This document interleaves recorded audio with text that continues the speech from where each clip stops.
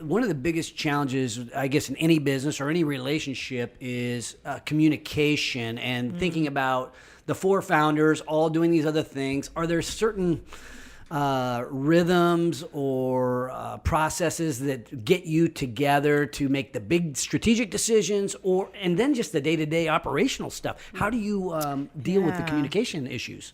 Yeah, that's a great question. So, with the advice of Tom Candris, one of our investors, he turned us on to a company called People Catalyst. And I think in the last 3 months, we've really been working with them on our processes, because they tell us, 90% of failure isn't people failure, it's process failure. So they've been really helping us to hone in on that and creating days where, we chunk out time to talk about culture, strategy, operations, back office. So if it's the first Tuesday, it's a red meeting, and that red meeting's back office, and it's 30 minutes. So we know who's going to run that meeting, what we're going to talk about. And then the second Thursday of the month is a purple meeting. That's our culture meeting. So we're going to talk about, our internal culture, external culture, celebrating successes. Yeah.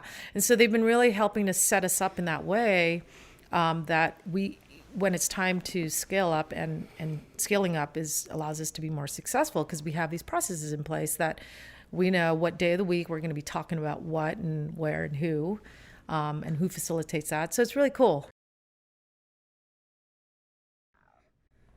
Okay, I have a special treat today. I have talked a couple of my friends and founders of portfolio companies that I'm invested into coming in and sharing their story. Today it's the story of Legado Whiskey. I've got Charmaine, Magale, and Yvette, Rincon, and we're going to be talking about what it's like to be a founder.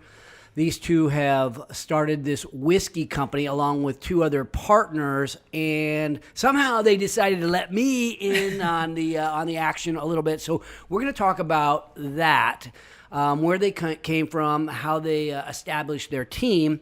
Because a lot of founders, a lot of us out there are thinking about, like, how do I build that right team? Because if you don't have the right team, it's pretty tough to win in life as well as entrepreneurship. But we're also going to talk about, like, what it's like to do that while having these other businesses. You own other businesses, you are working in other areas, how you divide up all these responsibilities in your life with, I think between the four founders, there's 9 kids. So we're going to kind of talk about that work-life balance, if that really even exists. But then we're going to talk about your plans for the future, because you are also in the process of raising money. So how does all that work? Today it's going to be a fun show. So let me start off and talk to you, Charmaine, about how you and Yvette and the other two founders all decided to get together on this whiskey idea.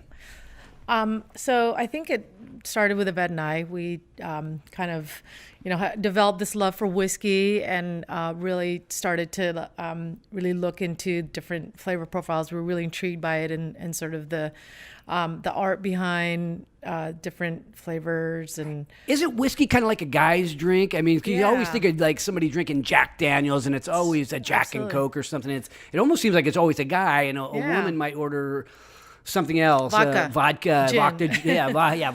or something. They order something that's a little more fruity or something like that. Yeah, and it's true, absolutely. And historically, it's been sort of a man's drink. And so in 2012, a good friend of ours, Brian, he is a huge Maker's Mark lover, and I kind of looked at him and was like, what's that about? He was drinking it like in a glass neat without ice. I'm like, what's that about? And so we started to kind of, sort of dabble in it, and really saw the kind of different elements and the different layers and complexities of whiskey through that. And then we started kind of going up and down the West Coast, like visiting different distilleries, up and down, like into Washington and Vancouver, Canada, my hometown, and sort of saw this kind of absence of women in the distillery space, in the spirit space, and I was like, where are all the women? It's male forklift drivers, male owners, male head distillers, tasting room, bartenders. So, yeah, and then we also noticed in Sacramento itself there wasn't really a presence as well. I mean, there are some outside of Sacramento, kind of in the suburbs of Sacramento, that are have popped up. And more recently, probably J.J. Pfister is the more prominent one. Well, it's interesting. The first time I met you, it was all four of you, Yvette. It was four powerful women, right? So attractive, powerful women coming in here. And it sort of blew me away because not only were you confident, but you had this level of humility that kind of came along with that, kind of a presence of like, wow, I have to invest into these people. What are we? This is just too good to be true. Four women doing whiskey, which sounds fun, and I've got to figure out a way to get on the team. Thankfully, you were kind enough to bring me on board. But I mean, what about building that team? So it's interesting that you two had the kind of the initial, I guess, love or idea for discovering whiskey. How did you bring the other two along, and why did you bring the other two along with you? Why not just go with you two? I think we thought, we had our plates full at the time, and we wanted to do something fun with whiskey, and we just recognized that bringing on a team would add value, other players that can play other roles that might help the team strengthen. And so that's why we reached out to Christy DeSalle, because she's a serial entrepreneur. We thought, you really need to have She owns restaurants and things like that, right? Right. And then she brought in Hola because of her experience in the industry already. So we thought, okay, this would round out the team pretty well. And when we met and started talking about it, everyone immediately jumped on board and saw the vision and the passion behind it and agreed that they wanted to be part of the team. Well, maybe we talk about that. How do you, so you have four powerful women and you all have other things going on in your life. You own a couple of businesses too, don't you, Charmaine? Yeah. You own like a cryotherapy and some other things. Yeah, I'm actually, my profession is I'm a chiropractor. Oh yeah, that's right. Yeah, so I've had a practice for 18 years now, and I built the practice. I used to, be in practice 5 days a week, kind of grinding it out, and now I'm there, 3 days a week practicing. It's pretty, I have a business partner that him and I, do well together. So I can kind of step away. I've created some space around the practice where I have a great team that runs it, and I have to do very little marketing because it's all word of mouth after 18 years of being in the profession. So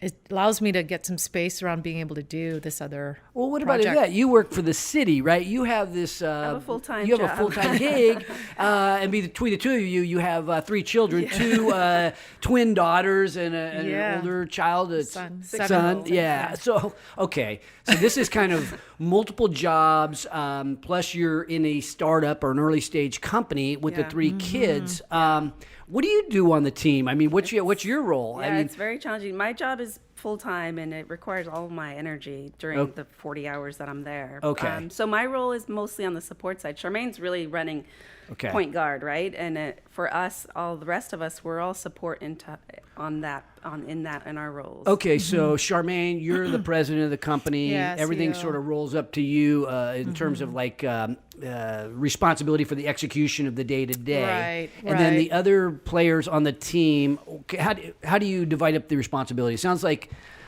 Yvette doesn't really do anything. She drinks whiskey. She's our, You got to our have taste that. tester.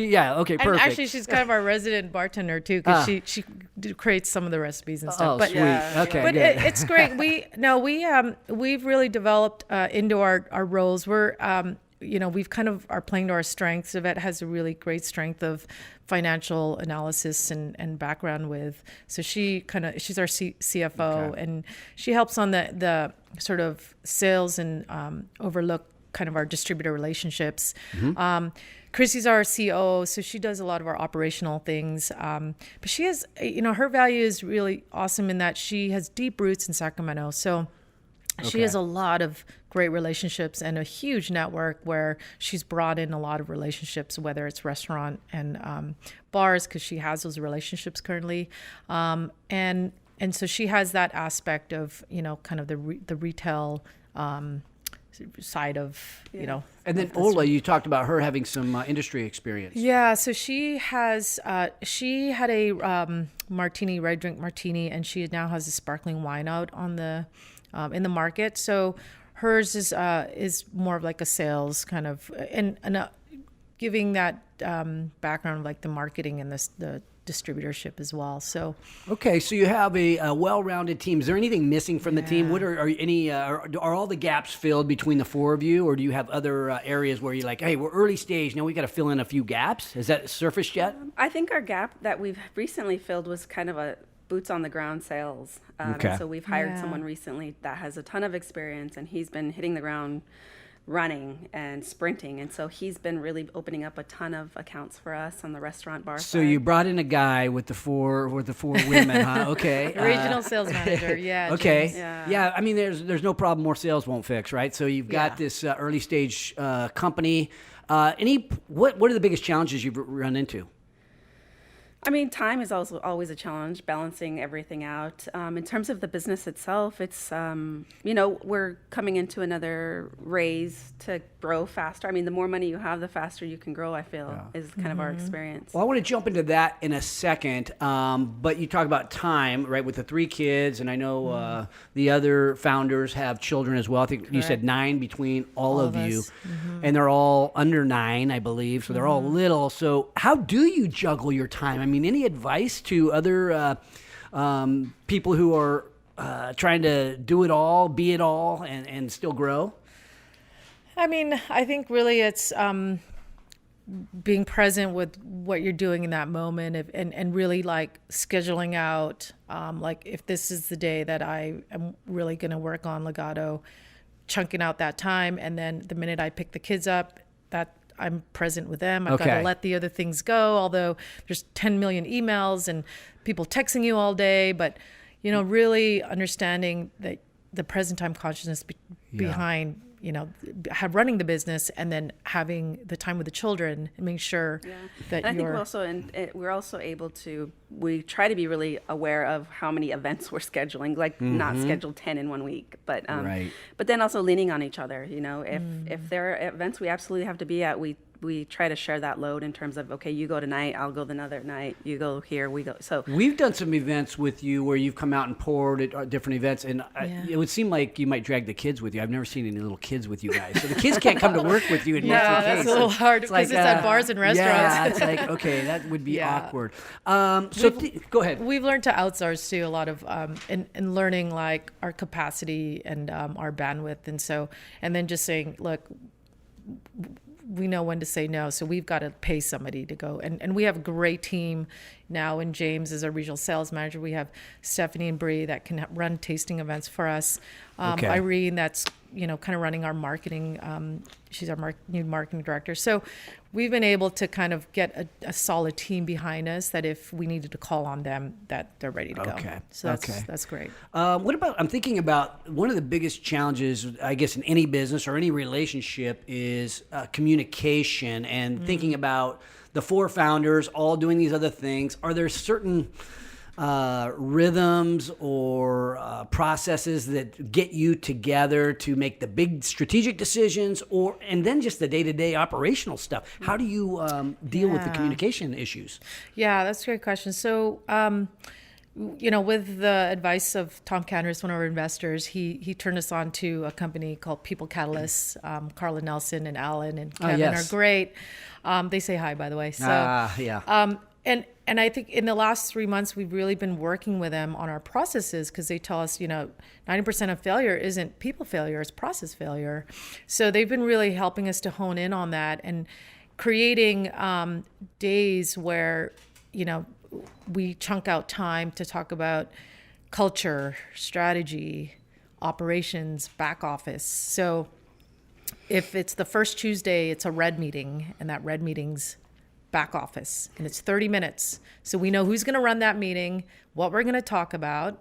And then the second Thursday of the month is a purple meeting. That's our culture meeting. So we're going to talk about, our internal culture, external culture, celebrating successes. Yeah.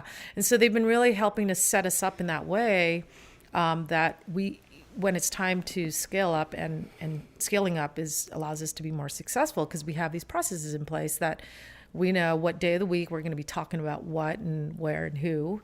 and who facilitates that. So it's really cool. Are there ever times when you don't agree with each other? Yeah.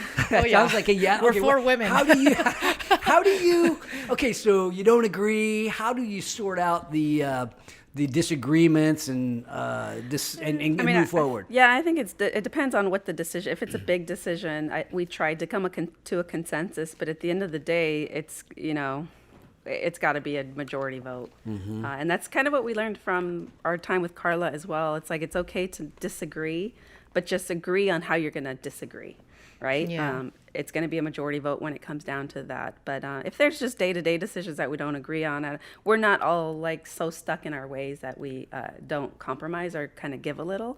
But when it's a big decision and it comes down to a vote, we just all have to agree that that's going to be the process. And Yeah, I was definitely going to add on that. I think we're strong, but we're not bullheaded, that we can't see like give and take, and we can't see eye to eye, and we're on this like path together, this trajectory together, that we are all on the same vision. So I think that really helps to stay. And that's, again, comes down to our culture, and the culture we're building as a team is, staying on the same page and communicating, and women over communicate. So we don't have problems with that. Yes, yes. But it's just communication is really important. And I think our rhythm is mostly because Charmaine spends more time on the business. She's taking the lead. She's the president.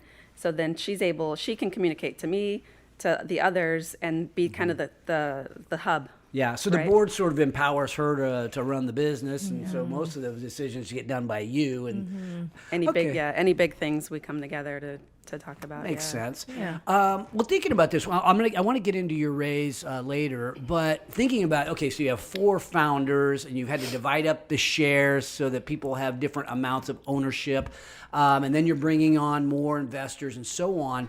It dilutes your ownership, and I mean, what's the rationale around having so many founders and continuing to raise? Is there a concern about you not owning enough to have it be meaningful for you?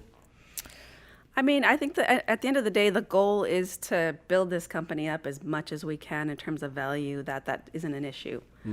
Certainly, we don't want to get below a certain level of ownership. Is there a certain, how do you think about that? Is it you don't want to go below 50%? Don't want to go below? Certainly 50% altogether. So ultimately, you want to the 4 of you retain majority ownership. Yeah. Okay, Right. yeah. That way, because you 4 are locked in your messaging, and investors come in, and maybe some rogue investor try to cause you a problem.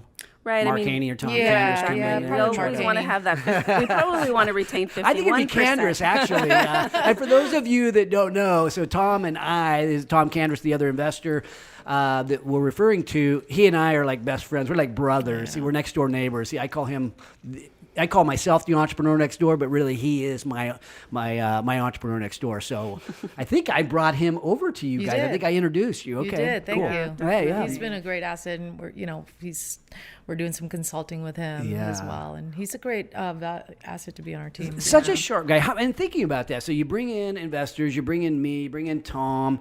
How important was it? Say, let's use Tom for example.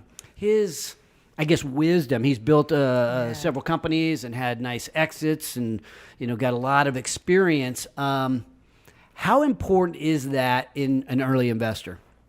I think it's really important, particularly just seeing what he's built and how he's built it. And I think that's a real valuable resource for us and his knowledge. He's been so open too, and available to us in terms of advising and wanting to help us grow. So it feels like he's been there, done that, and is ready to kind of lend a hand, to bring others along. So that's been probably more valuable than the money that he's put in. And he loves whiskey too, I think.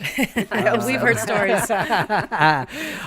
Okay, so I'm going to kind of move along here. Now you're in the present day operating the business. What are the big obstacles that typically in business? It seems like there's like one main obstacle. Is there like one big obstacle that's sitting in front of you today that you've got? If you hammer that out, it's smooth sailing.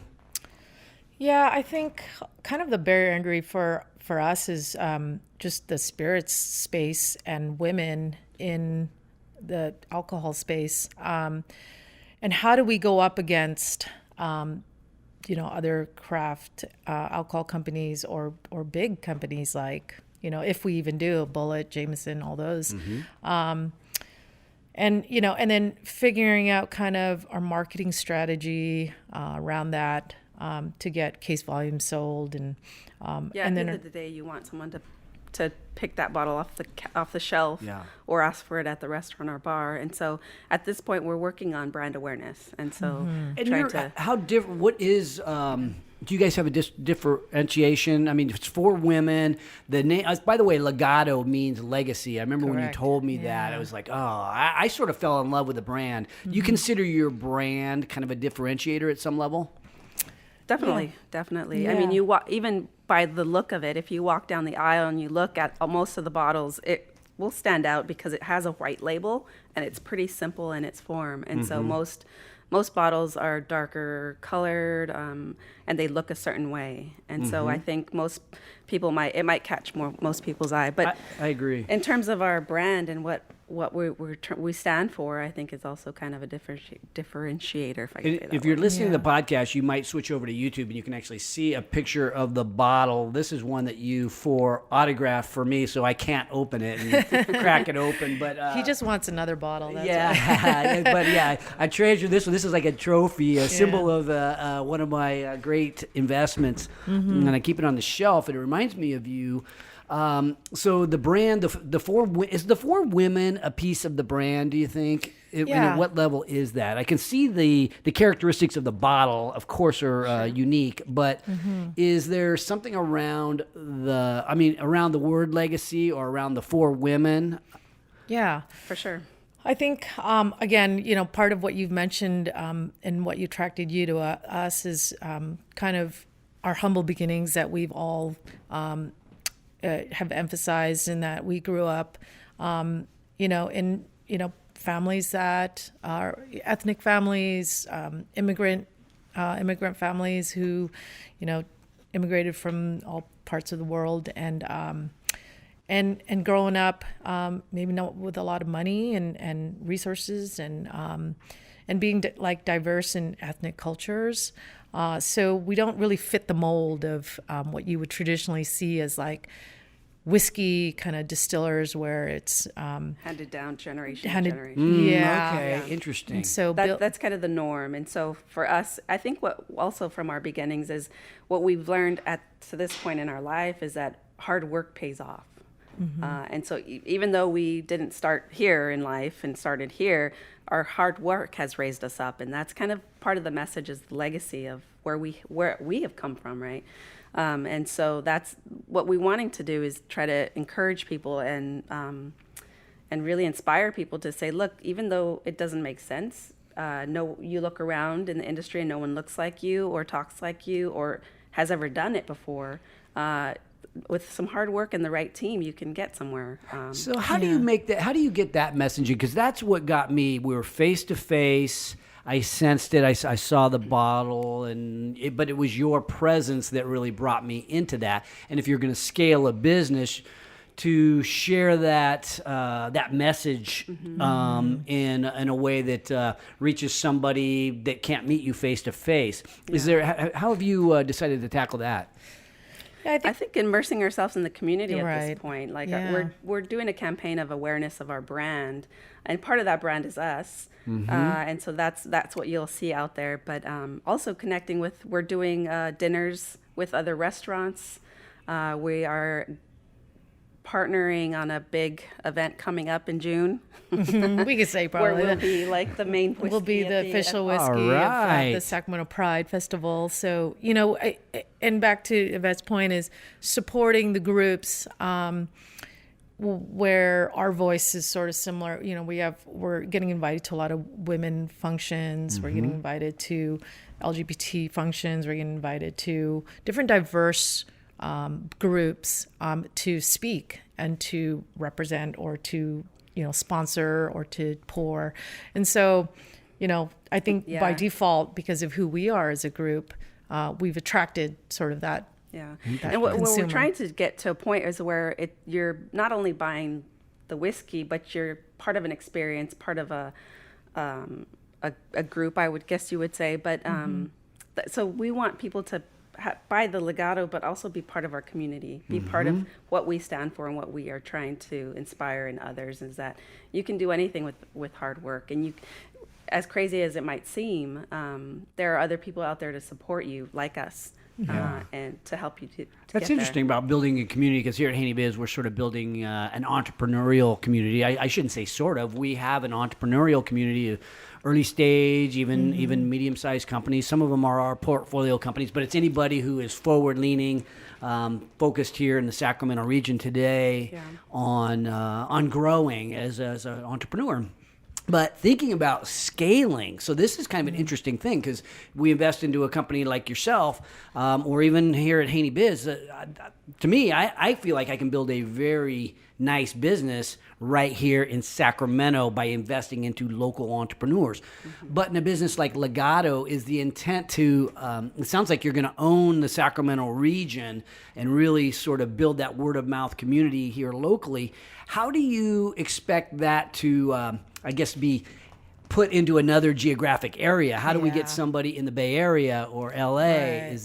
Is there a thought of doing that? Yeah, absolutely. Yeah, And we definitely want to grow that way. And I think with the social media and marketing these days, it's an easier connection, it feels like, so a lot of people get their information and news and groups and about what they want to purchase or buy or get engaged with, right? Is You through bet. that media, and we're hoping to leverage that for sure. Okay. yeah, makes and sense. using things like influencer marketing, using things like, public relations, blogs, all of these things. I think in sort of the world of internet, it's both a necessary thing and it's evil, and it's but I think it makes it a little bit easier to be able to like mobilize into other regions bet. like the Bay and Who's LA. the face of the, so, okay, you think about that. So you talk about influencer marketing. So here I am, I'm sort of doing something in a similar way where I end up being the face of our brand, although we have a great team and they're well known in the Sacramento region. But,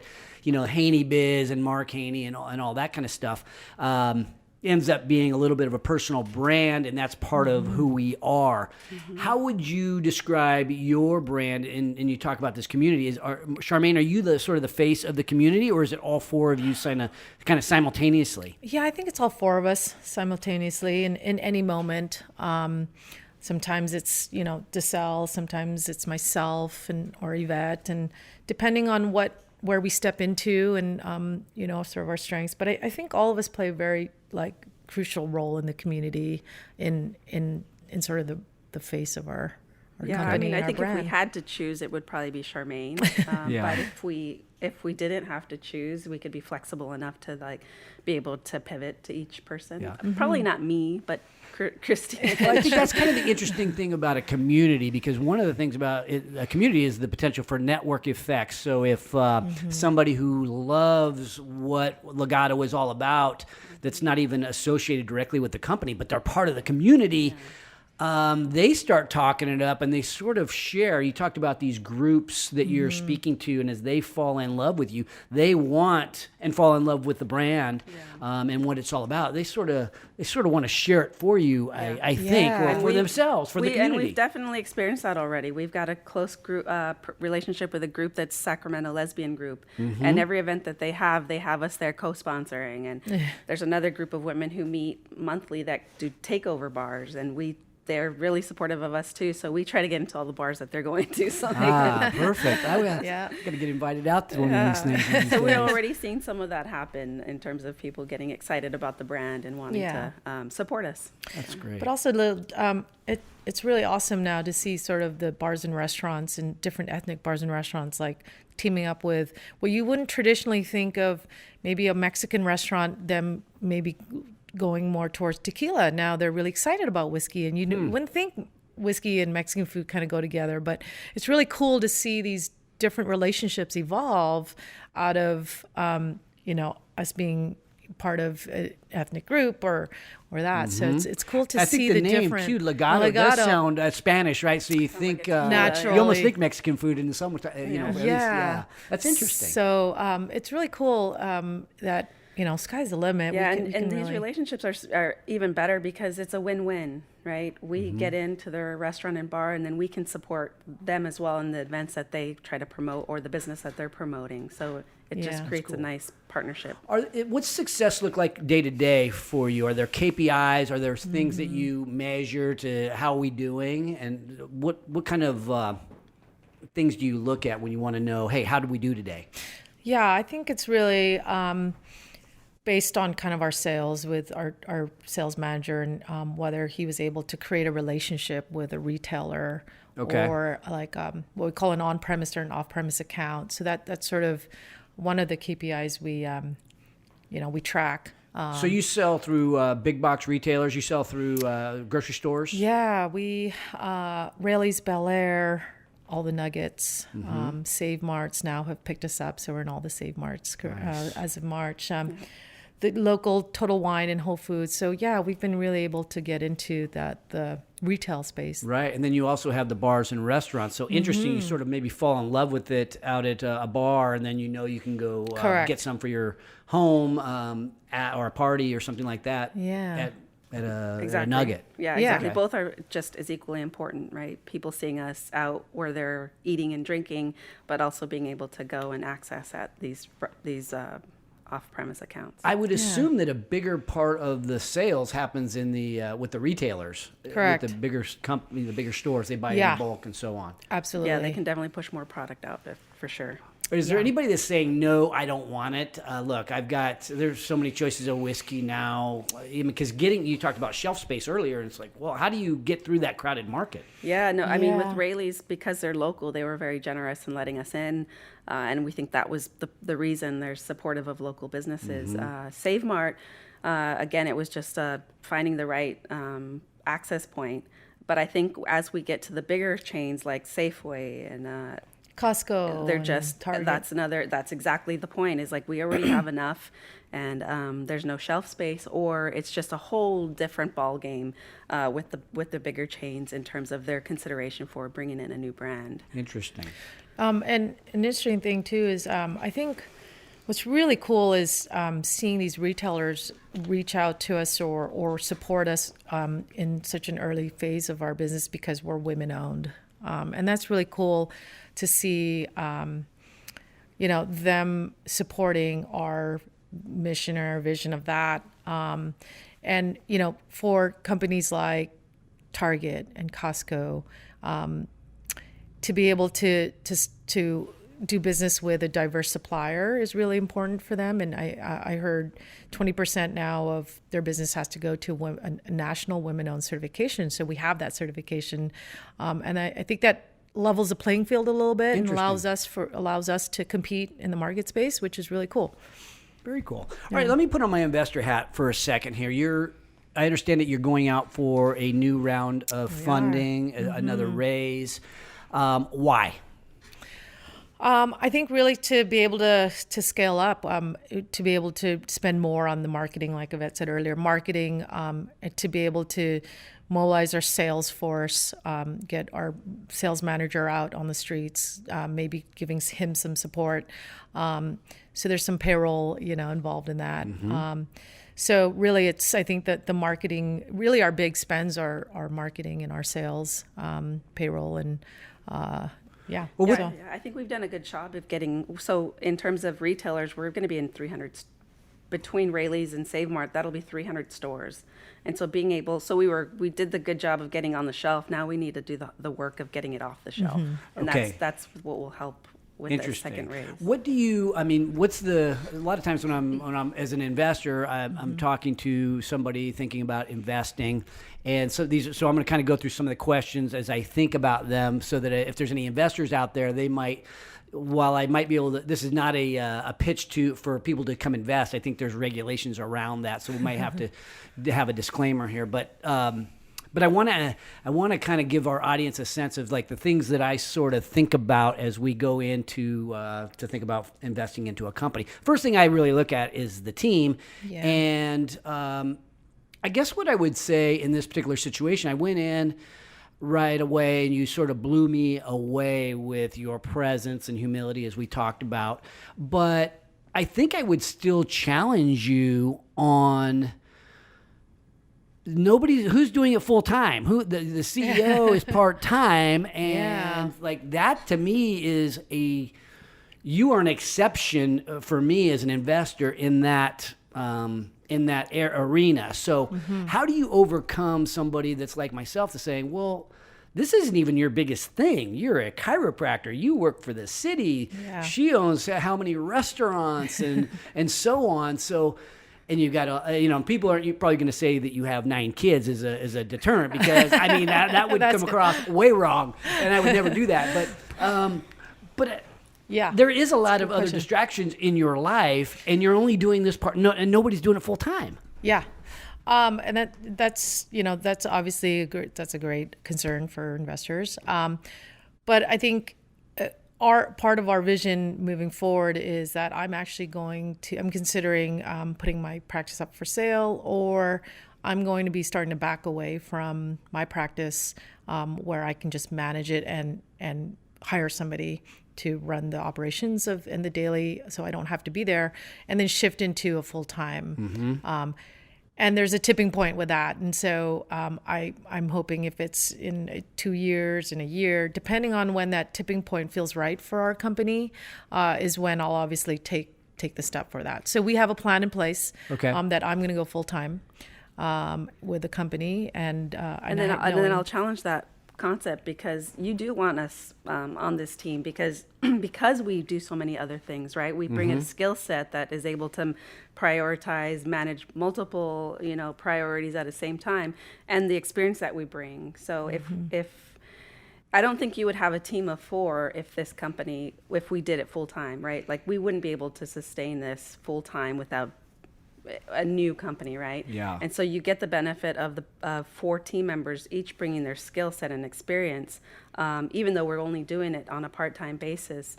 But otherwise, you'd have one person. Yeah. And then well, it's interesting. I agree that the 4 is huge, and I would say the other argument to my point, right, to take your side of this equation is, as an investor, if somebody is living hand to mouth, right?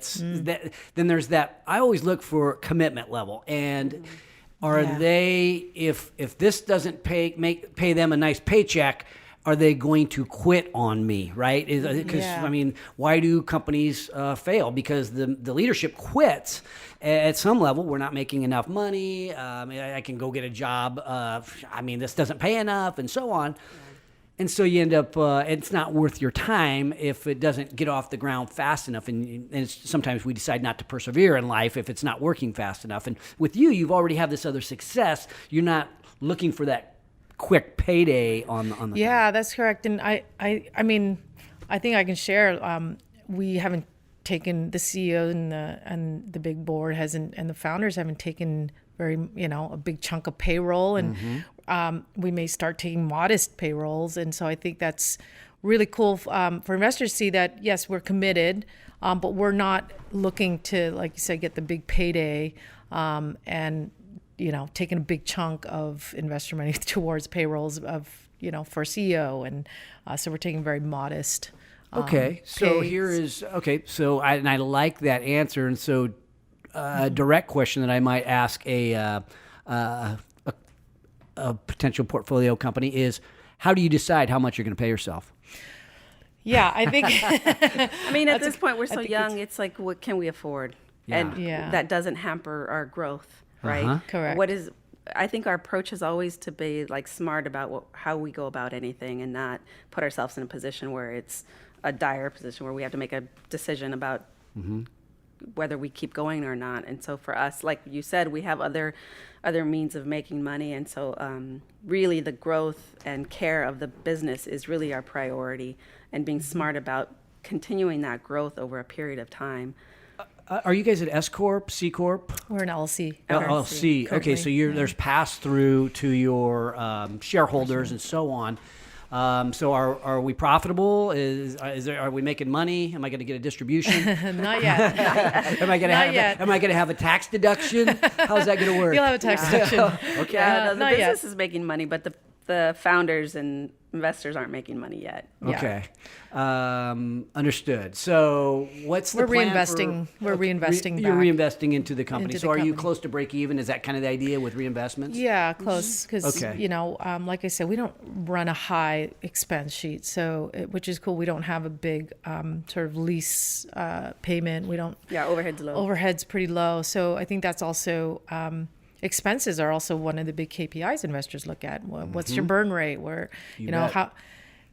how long, if I'm investing in this much money, how long is it going to take you guys to either burn that, or will that make you profitable so we don't have to do future raises, and then we're done. Okay, so I'm going to make sure I clarify to our audience in case there's somebody saying, what's the difference between a C Corp and an S Corp or LLC and so on. I won't go into details, but an LLC actually passes through the company, where a C Corp, which is what a lot of companies do if they're going out to raise and really scale, more often than not, you're going to see them as C Corps because there's a lot more flexibility and stuff, but there's also some reasons for tax why we might want to be an S Corp, or an LLC, which is similar to an S Corp in that respect. So passing that information to our listeners, but I mean, maybe I'll ask you about that. Are you happy you did the LLC? I mean, because you're going out for a future raise.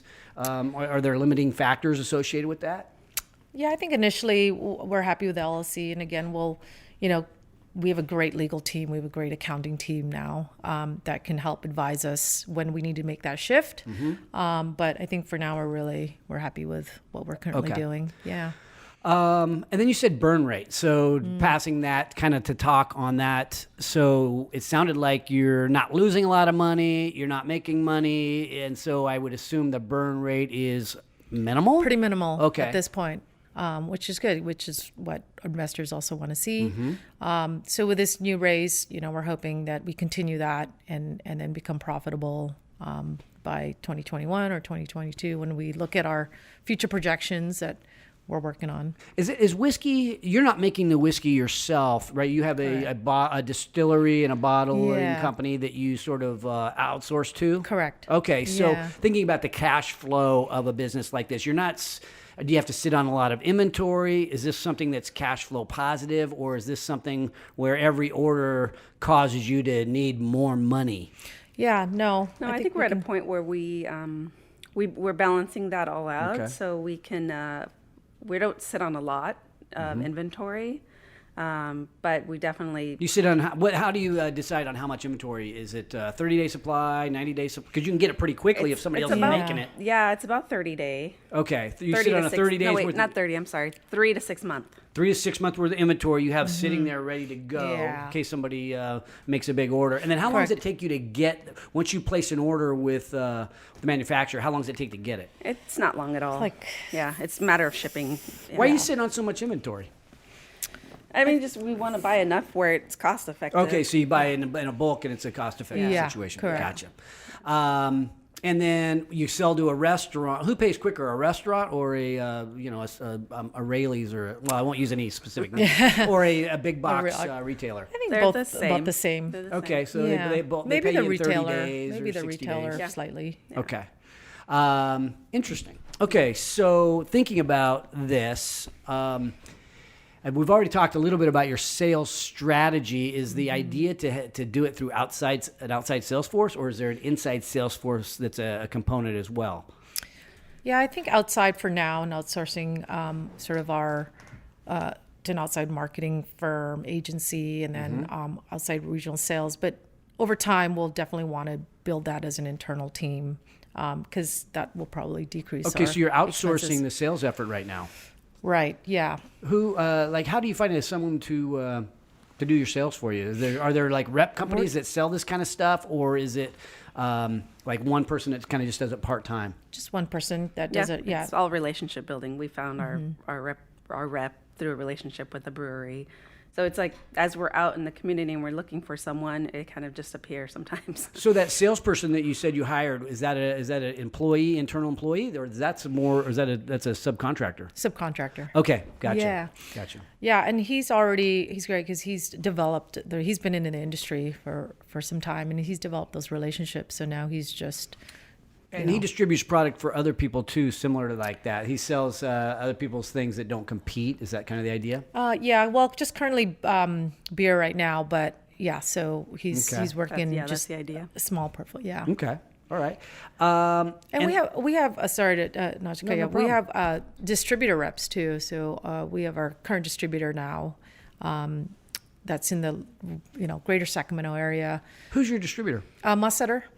Okay. Mussetter Distributing, and they're through Greater Sacramento. They kind of go through, I think, to Tahoe, up through Chico and Redding.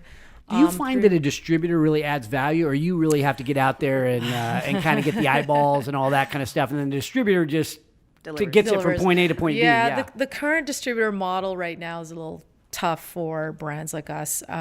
Because they're really, delivering and invoicing. You've got to pull it through. We're really the ones that are, creating the relationships, getting the accounts, following up with them on it. So that's part of our sales manager. He's, following up with our reps, making sure they deliver on time, and they're keeping track. Thinking about the regulatory climate, especially within alcohol and spirits and so on, do you have to use a distributor? You can't sell it yourself direct. Well, Because we have one of our partners owns restaurants that has alcohol, we can't self-distribute. there's a tight house Because of the restriction. tight house restriction. So if we didn't have that restriction, we could self-distribute with a certain license. Okay, but Correct. you've chosen to use a distributor. Correct. Yeah. Okay. Yeah. And then part of growing the company will be find distributors that handle other regions. Yeah, Right. so Okay. we're currently looking at that now, is submitting proposals into bigger like Young's or Epic or Wine Warehouse. So we're slowly starting to. And I heard a rumor you were thinking about, or maybe you're doing a new product. You've got your Legado, the big bottle of whiskey here, and now you have some other product that is going to come in to sort of, I guess, be a part of the line. Yeah, we're starting the research and development for our new ready-to-drink whiskey using Legado as our like a signature cocktail in a can. You won't use will you use the name Legado? Yeah. Okay. Yeah, we will, and it'll be kind of a whiskey cocktail that we're currently starting to research and we're developing.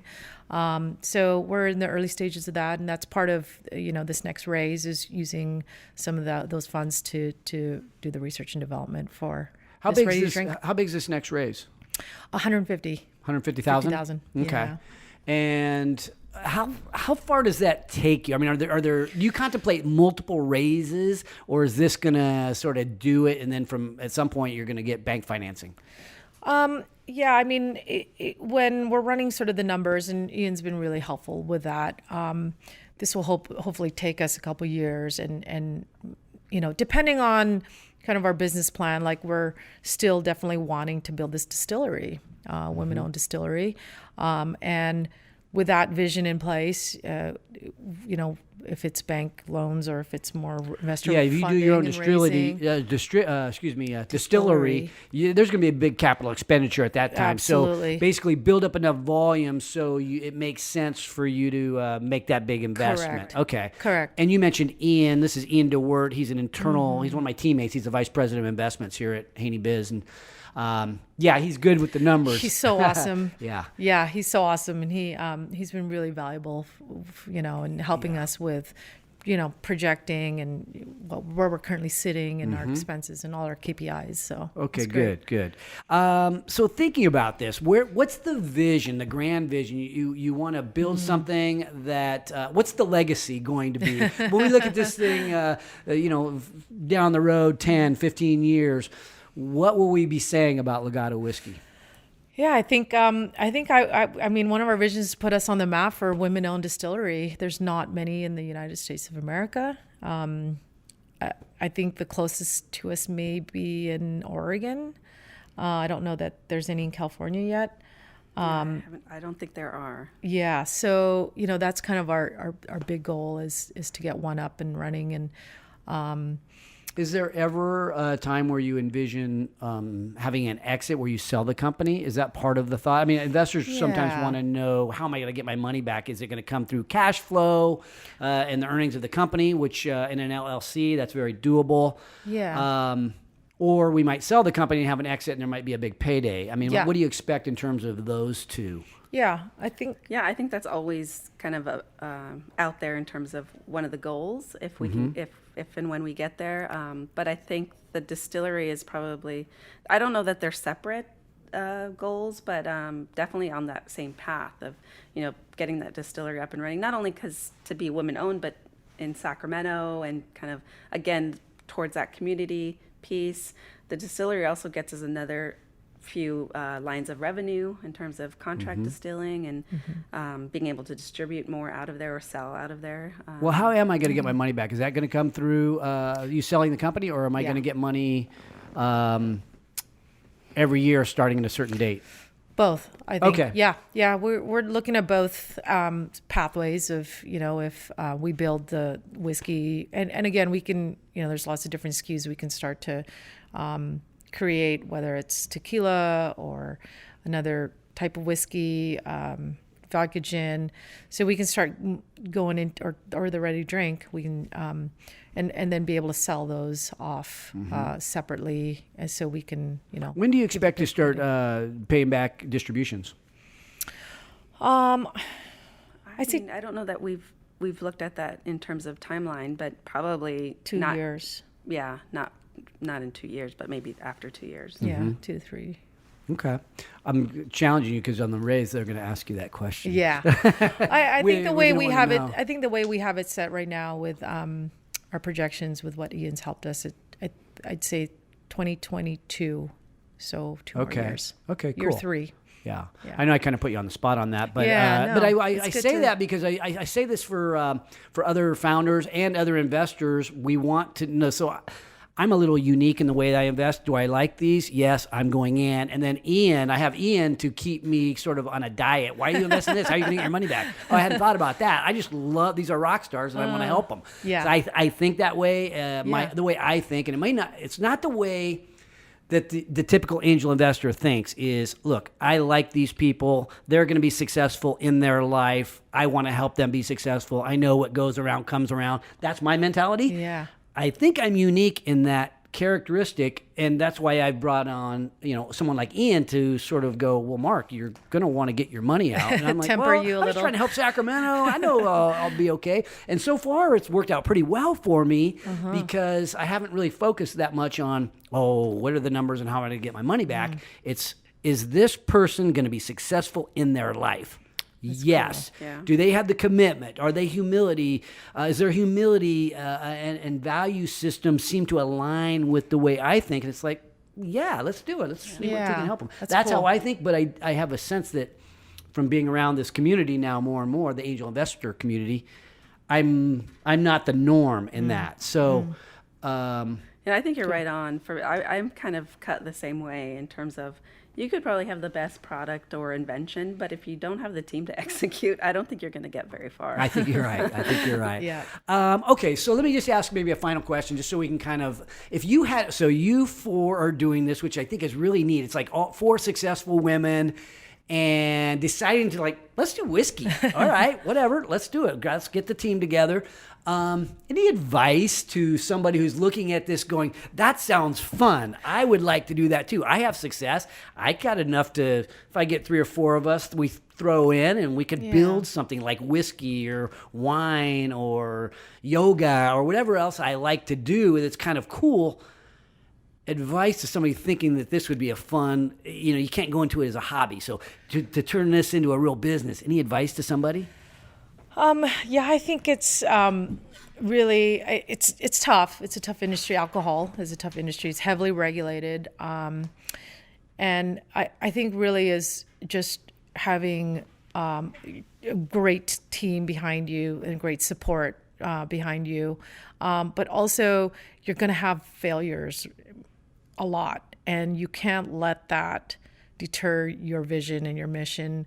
You got to know why you wake up in the morning. You got to know, because there's a lot of days that you're going to want to throw the towel in and forget this, and I'm just going to go back to my, regular job. And you got to get out of your comfort zone. And there's going to be so many uncomfortable times that you really have to, my newest thing is turn and pivot. Every time somebody tells you no, or every time you get a roadblock, turn and pivot and keep going, and remember your vision, remember your team, remember your investors, remember the people that are behind you who have had a lot of faith in you, and turn and pivot and keep going, and don't get discouraged, because there's going to be a lot of I like what you said about getting uncomfortable, and you pitched at our first Mark Tank, and you seem very comfortable though. You're not uncomfortable getting up there and presenting. That's like, you're good at that. What's uncomfortable for you look like? Or was that uncomfortable? I think like rejection is uncomfortable for me, because we never want to be told no, or we never want to have to work harder than we have to. And true, it's human nature, right? It's human nature, absolutely. So I think what she's trying to talk about is early on we got some pushback or some kind of rejection from the industry that we thought was a good fit, and when we got that rejection, we were like, whoa. It kind of really took us back. And it was hard, and as females, I think and we felt it because we thought it was because we were mostly female coming into a male dominated kind of industry, and that's kind of the flavor that do you think we that got. that's what it was? Yeah, we did. Yeah. And so we were like, whoa, can we really do this? It really makes you any check. lesson in there? I think because I guess you're going to get that always, society, right? I think it's just the first one is hard, and then the second and third and fourth, they're a little bit easier. You start getting the confidence. Yeah, you just pick yourself up and you say, yeah, we're good enough. It just wasn't the right fit. How about you, Yvette? Any words of wisdom beyond pick yourself back up? Because I think you both articulated that. But anything that you were thinking in terms of? I mean, I think for me, when it gets hard, it's nice to have the team. Because it's not just you trying to do it alone. And so that's one part. Having a team to lean on is really important. But also having the underlying passion for what you're doing is important too. Because when things get hard, when they get uncomfortable, that's what kind of keeps you going. Is like, for us, it's whiskey, but it could be anything else. It's basically Legado. It's the legacy that we're working towards that kind of keeps us going every day. Wow. Yvette, Rincon, Charmaine, Magale, founders of Legado Whiskey, one of my portfolio companies. Thanks for sharing your story. We got a little bit vulnerable here and kind of looked up. You used you as a guinea pig for our learning, and so thank you for being so open and forthright with some of these tough questions. Yeah, of course. And thank you to you for being so supportive and bringing us into your family, and we really appreciate that. Thank you. Yeah. Thank you. Thanks for watching today's show. My goal for every episode is that you find a takeaway, something tangible you can use in your business today. And if you have a comment about a favorite takeaway, feel free to put it in the box below. And if you have a topic that you'd like me to bring up on the show, don't forget to let me know. And also, don't forget to subscribe to our YouTube channel if you want to learn more about entrepreneurship. Because at Haney Biz, we are always by your side.